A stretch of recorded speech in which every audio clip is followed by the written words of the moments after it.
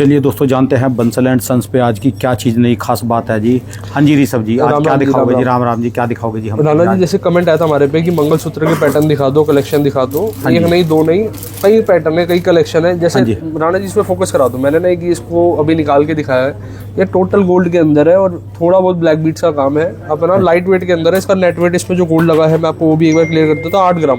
8 ग्राम के अंदर बहुत प्यारा मंगलसूत्र है जी।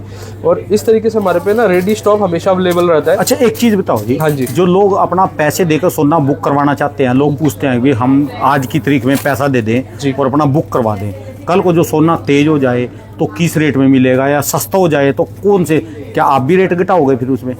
राणा जी, ये ना सिचुएशन दो तरीके से निर्भर करती है और कई ज्वेलर का मैं इसका जवाब देता हूँ कि कई कस्टमर को आएगा मिलेगा कि अगर सपोज कोई कस्टमर मेरे पास आता है, उसने 5 लाख की शॉपिंग करी, उसने मेरे को 2 लाख रुपए उस टाइम पे कर दिया और 3 लाख रुपए उसका अमाउंट बाकी रह गया। अगर वो हमें कहते हैं कि सर मेरा रेट बुक कर दो कि मैं 4 दिन बाद पेमेंट करूंगा, कि पेमेंट चाहे रेट बढ़े या घटे, तो फिर ज्वेलर क्या करता है उसकी बाबत में, जैसे कि 5 लाख के हिसाब से वो उसी टाइम पे मेटल बाई कर लेता है। हाँ भी उसको पता है कि मेरी 3 लाख की पेमेंट और आनी है, सिनेरियो 1 में।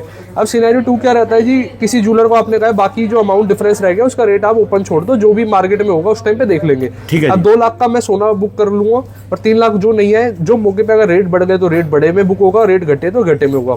ज्वेलर का सीधा सा एक असूल होता है, जितने ग्राम बेचा उतने ग्राम पीछे से मेटल बाई करना है और प्रॉफिट बुक करना है उसको मेकिंग चार्ज में। गोल्ड रेट में अगर बाई चांस सस्ते में अगर उसने बेच दिया, महंगे में खरीदेगा, ये तो आप लगा के चलो ना, व्यापारी बेकार हो गया फिर तो। कुछ कस्टमर ऐसे भी आते हैं जो सोना जिस दिन गिर जाता है वो कह रहा है हमारा अगले दिन का सस्ता। राणा जी, ये ना शुरू में हमें बड़ी दिक्कत आती थी, लेकिन हम अब जब लिखतम में बात करते हैं, बिल में सब चीजें मेंशन रहती है, तो ये दिक्कतें कम हो गई है। कस्टमर देखिए हर कैटेगरी का कस्टमर होता है, बहुत अच्छा भी होता है। कोई ऐसा कस्टमर आया आपको 25% पैसे आज दे जाए और वो कहे कि मैं 1 महीने बाद लेऊंगा, मेरी पक्की पेमेंट। देखिए इतनी लंबी होल्डिंग नहीं हो पाती जी, बाकी मौके पे बात हो जाती है, जो चीजें होती है।